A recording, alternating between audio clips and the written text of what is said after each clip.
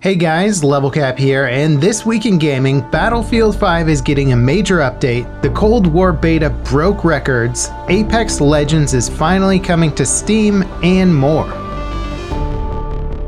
Battlefield 5 is getting a major update next month. The game's post-launch support was suspended earlier this year despite DICE stating numerous times that the game would continue to get new support well into 2020. The update will include the Community Games overhaul. In its current state, Community Games offers a minimal set of options and basically only lets the server's creator define the mode and map rotations. It's a shell of the custom game support that's been offered in past Battlefield titles.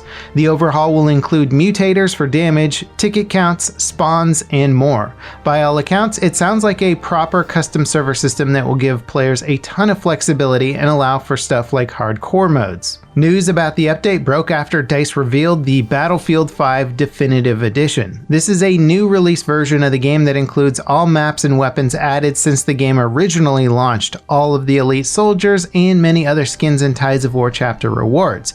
If someone is buying Battlefield 5 this year, the Definitive Edition is what they should be buying. EA Pro subscribers have been automatically upgraded to the Definitive Edition. DICE have also released new Halloween costumes that can be claimed by all players who log into the game before November 4th. These includes the Panzer IV skin and some weapon skins. It's unfortunate that Battlefield 5's post-launch content was cut short, because the Pacific content and subsequent updates really started to turn things around. The game was far from polished, but things looked like they were getting better. The new maps were great, the new cosmetics felt authentic to the era, and it seemed like DICE had finally landed on a direction for the game. When news broke that DICE were dropping support for the game, it did come as a shock to everyone, especially considering how far off the next Battlefield title is. At the time, DICE had promised a Community Games overhaul was in the works for after the summer. Now, to be honest, I think most gamers had already come to terms with the fact that Battlefield 5's support was over, so this last little update might be something exciting to go back and revisit the game for. The beta for Call of Duty Black Ops Cold War unsurprisingly set a new record for most beta downloads in the franchise history. It beat Modern Warfare's beta, though Activision won't say by how much exactly, and considering Call of Duty has never been more popular, it makes a lot of sense, especially considering that the beta was available for several weeks on multiple platforms. As for how the beta actually performed, it was great, if not a little bit worrying at the same time. Network issues and some uninspired map design weighed down an otherwise solid experience. Going into the beta's launch, many players were disappointed that Cold War seemed like something of a downgrade from Modern Warfare. But now that the beta has run its course, I at least was pleasantly surprised. Cold War might not be up to the same standards as Modern Warfare in some ways, but it's a great return to form for Treyarch, whose recent COD titles have gone entirely off the rails, in my opinion anyway. In Warzone news, the Battle Royale is currently offering a few Halloween-themed modes set at night on Verdansk. One mode includes players returning from the dead as superpowered zombies and has proven to be quite popular with players. While it borrows heavily from the other zombie-themed Battle Royale modes from other games, it's a nice reprieve from the otherwise sweaty Warzone experience. Apex Legends is launching on Steam November 4th. All progress and content will transfer from players' Origin account, so if you'd rather launch the game through Steam, you won't be missing out on anything you've bought or unlocked. Unfortunately, the Nintendo Switch version of Apex has been delayed to 2021.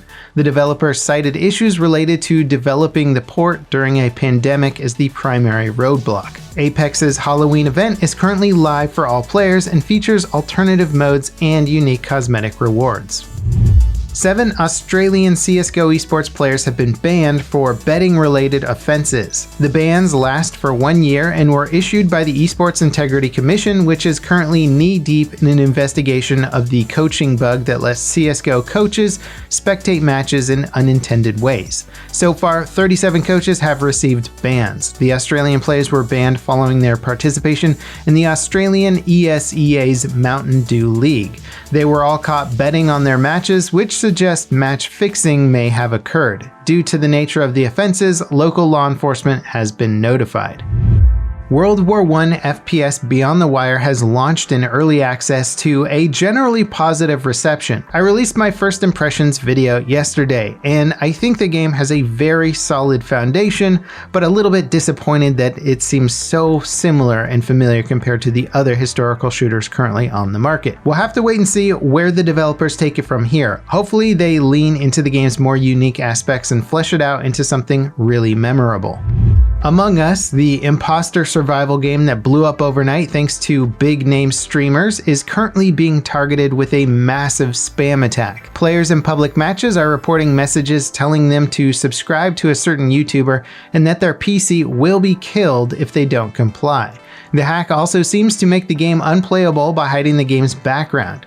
The YouTube channel advertised by the spam is dedicated to showcasing hacks for various games and is a front for selling cheats. And while the developers issued an emergency update to combat the spam attack, its perpetrators have stated that they already worked around the fixes and will continue to target the game until stopped.